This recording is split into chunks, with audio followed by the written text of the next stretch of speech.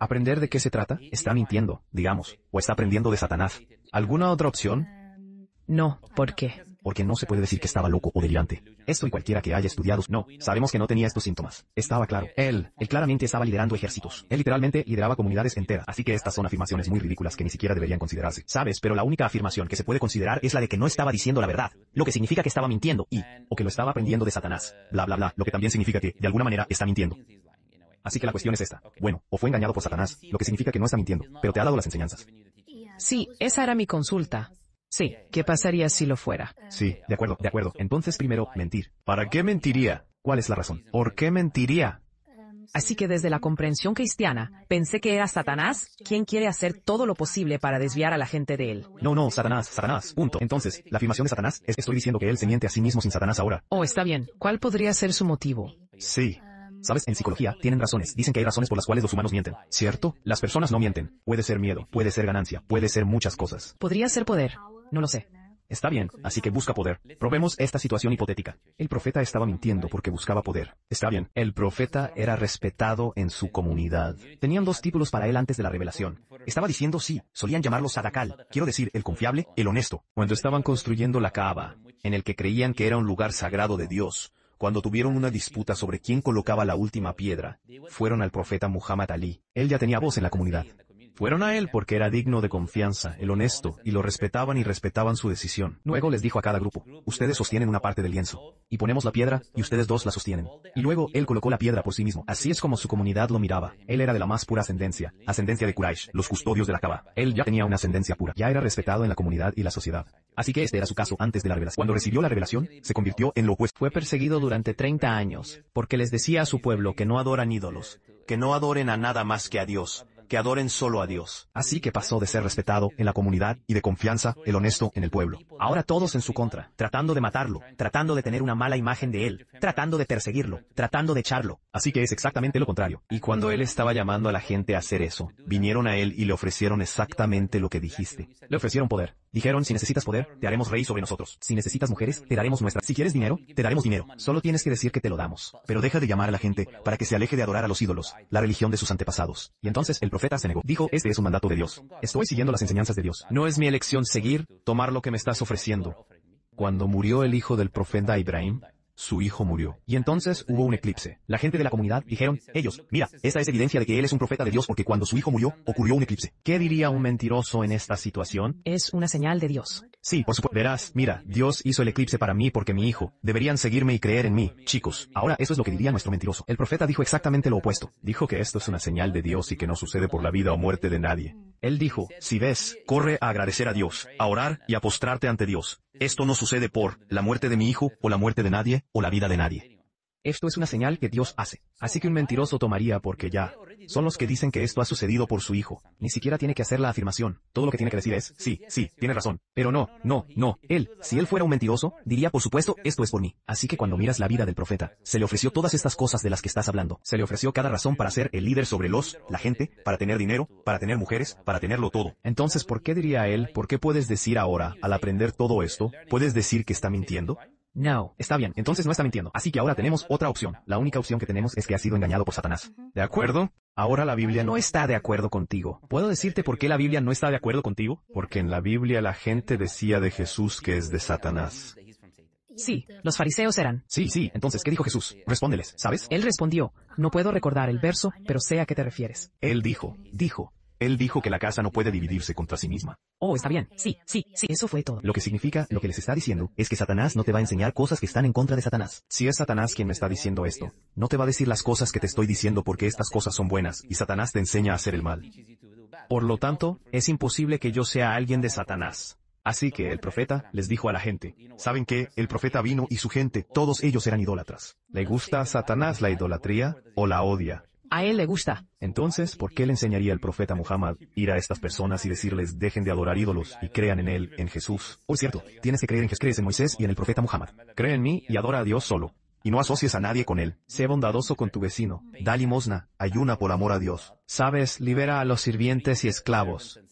No tengas racismo entre tu comunidad y sociedad. Satanás es tu enemigo. Esto es lo que enseñaba el profeta. Satanás es tu mayor enemigo, así que considéralo un enemigo. Busca refugio. A la vez que recitas el Corán de Satanás, Satanás fue tu enemigo desde el principio, desde la época de Adán.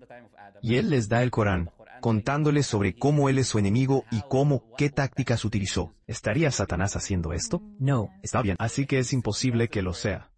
A menos que este sea un buen Satanás. No sé sobre eso de Satanás. Eso fue bueno para la gente, ya sabes. Así que es imposible. Esa es una pregunta. Otra pregunta que hacer es ¿quién escribió la Biblia? En realidad, es una compilación de diferentes autores. Hablemos primero del Nuevo Testamento. Oh, el Nuevo Testamento primero. Primero hablamos de la nueva prueba. Sí, está bien. Está bien, así ha sido. Todavía dice que, según he leído en mis fuentes, todavía dice que ha sido propagado anónimamente, y fue solo en el segundo siglo, cuando salieron los nombres. Incluso, sí, no diría ni siquiera el segundo siglo, pero sí, incluso más tarde. Sí. Sí, así que incluso los nombres que mencionaste, la gente los escribió y los atribuyó a autores. No es el autor quien dice que mi nombre es este, estoy escribiendo. La gente atribuyó estos nombres a autores, y esos nombres no se conocen. Así que no tienes el nombre completo, la biografía de esa persona. No sabes nada de él. Solo tienes un nombre de pila. Cualquiera puede inventarse un nombre de pila y decir esto ha sido escrito por X. Y solo pusieron el primer nombre. Sí. Y la razón, lo que he leído es que no pueden atribuirle ningún nombre porque para cada persona que ha escrito el Evangelio, ellos tienen como una definición. Así que Marcos es un amigo o compañero de uno de los discípulos. Lucas, Mateo. Sí, Marcos. Y se supone que Marcos debe haber conocido a Lucas. Sí, esa es la historia. Sí. Los discípulos eran Mateo y Juan. Y sí, si estuvieran buscando propagar la Biblia de cierta manera, podrían haber propagado en nombre de Pedro, quien es en realidad el líder de todos los discípulos. Pero no hicieron eso. Por cierto, tú sabes. Sí, por cierto, todo eso no es preciso, pero no lo hago. Incluso aclaro lo que hago. Me gusta hacer un argumento del hombre de acero. Así que aceptaré tu premisa aunque no sea cierta, pero aún así te diré cómo no ayuda. Incluso si asumimos que los discípulos, que Mateo es un discípulo, y estaba siguiendo a Jesús, y estos escritos son, ¿cómo puedes probar que estos escritos provienen de ellos? ¿Todos los escritos que tienes? Sí, la Biblia completa. El manuscrito completo de la Biblia que tienes es de 400 años. 350 y algo. Este es el más antiguo. Según la semántica, el primer siglo no es nada. El segundo siglo es una carta llamada 352. Esto es grande. Entonces, si no tienes nada de ellos, ¿cómo puedes demostrar que esta información proviene de ellos? Cuando los textos bíblicos afirmarán que hay una copia de una copia de una copia, de una copia de una copia y no sabemos quién está copiando qué se está copiando, y qué se está cambiando y qué. Así que, incluso si asumo que esta información trata sobre los discípulos, ¿cómo puedes probar que se remonta a ellos? La única razón por la que crees que estos discípulos existen es por los escritos, y los escritos vienen mucho después. Entonces no pueden ser prueba de que esas personas existieron. Sí, eso es lo que estoy tratando de averiguar. Tomarme mi propio tiempo para leer y entender de dónde vino esto en realidad y cómo fue compilado.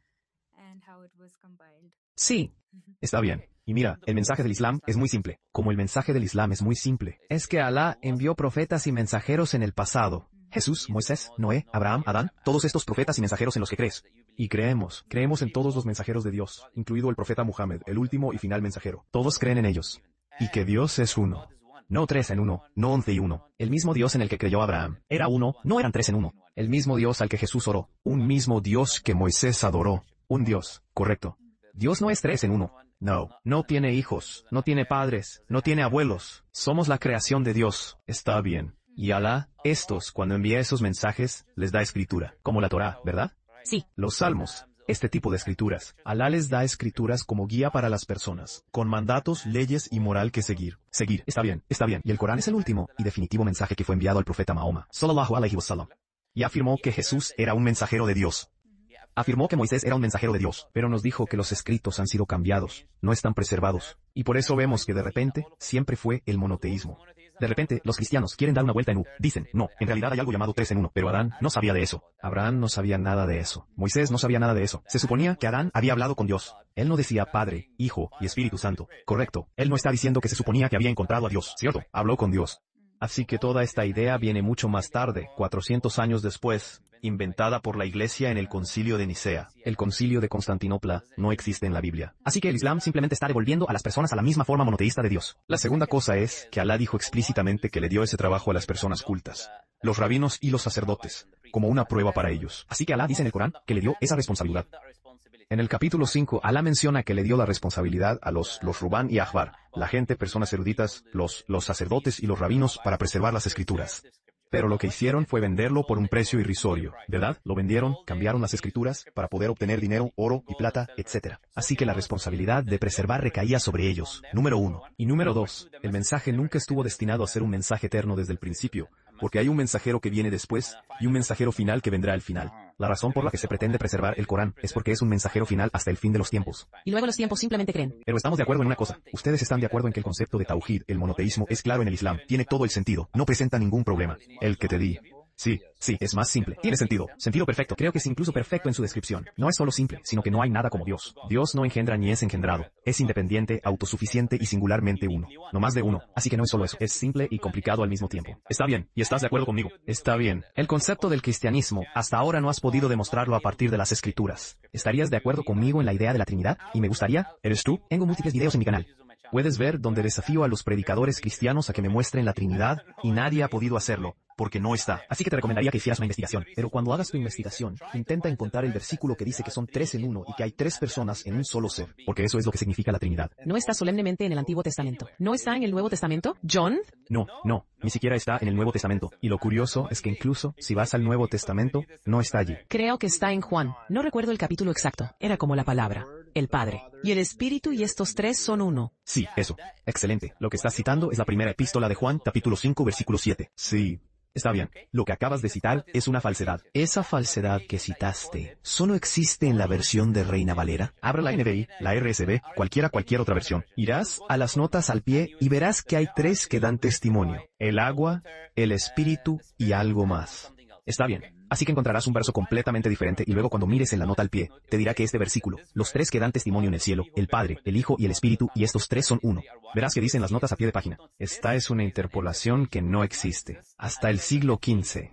Entonces, siglo XV, alguien añadió esto como una nota al pie, y luego se incluyó en la versión de Reina Valera. Apertura, ¿algo más? RSV, NIV, cualquiera de todos. Mira a todos ellos. Abierto. Primera epístola de Juan. Y esta es la evidencia de que la Biblia está corrupta. Así que me alegra que hayas traído ese versículo porque es evidencia. Hay algunas Biblias que tendrán ciertos versículos que dirán algo y otros versículos tendrán otras Biblias que tienen cosas completamente diferentes. Y la Reina Valera fue estandarizada y seguida por millones de personas durante muchos años. ¿Sabes? Sí. Y diría que el Corán es una escritura oral. El Corán no es principalmente algo escrito. Es algo oral. Incluso la palabra Corán significa algo que a menudo se recita. Eso es lo que significa la palabra Corán de la cual proviene la lectura, ¿correcto? O recitar. Así que el Corán es una escritura oral. Así que principalmente se preserva a través de la transmisión oral. Lo que sucede es que el profeta Muhammad, el Corán le fue revelado en 23 años. Lo que ocurrió después de que se reveló cada verso o un número de versos, el profeta Muhammad solía llamar a uno de sus compañeros, que se llamaban los escribas de la revelación. Y solían escribir todo lo que se revelaba en cualquier imagen parcial que tuvieran. Tenían razón, piedras de cuero, lo que fuera que tuvieran para escribir. Escribían sobre la revelación que estaban recibiendo. Y la segunda cosa que hicieron fue que memorizaron esos versos al instante. Así que el profeta Muhammad, obviamente estaba memorizando el Corán completo. Pero los compañeros solían memorizar el Corán cuando se revelaba, ¿verdad? Sí. Lo siento, sí. Recuerdo que en uno de tus videos decías algo como, sabes, en aquel entonces, sabes, nuestra memoria era mucho más fuerte. Así que eso era más posible. Así que entiendo esa parte. Solo estoy preguntando sobre el tipo de manuscrito más rico. Así que por supuesto, ¿en qué fue escrito? Si es cuero, ¿sabes? Estoy preguntando sobre esos específicamente. Sí, hay manuscritos. Pero estoy diciendo, ¿no estarías de acuerdo? Primero vamos a entender la premisa, ¿verdad? Porque la pregunta es sobre la preservación del Corán. Cuando tienes millones de personas hoy que memorizan el Corán, todos ellos tienen certificados que se remontan al profeta Mahoma de sus maestros, los nombres, sus biografías, todo el camino de regreso al profeta Mahoma, en una tradición que comenzó en la época del profeta Mahoma hasta hoy, y que se ha practicado todos los días, que es la memorización del Corán, recitándolo en la mezquita, recitándolo cada Ramadán. ¿Por qué necesito tener esto? No es que no tengamos, pero la pregunta que te hago es, ¿por qué necesito tener un manuscrito escrito cuando la tradición oral debería ser más que suficiente para que esta cosa se conserve? Cuando traigo a un niño de China, niño de Egipto, niño de Marruecos, pobre niño de Japón, todos están recitando lo mismo. Una prueba viviente. Básicamente, si todos los manuscritos en la Tierra y en Internet fueran destruidos y todos los manuscritos en la Tierra fueran quemados, aún así, traeríamos de vuelta el Corán en 2 horas, porque estamos escribiendo, porque lo tenemos en la memoria. Así que eso para mí es más fuerte que cualquier tipo de manuscritos escritos porque los manuscritos pueden ser manipulados.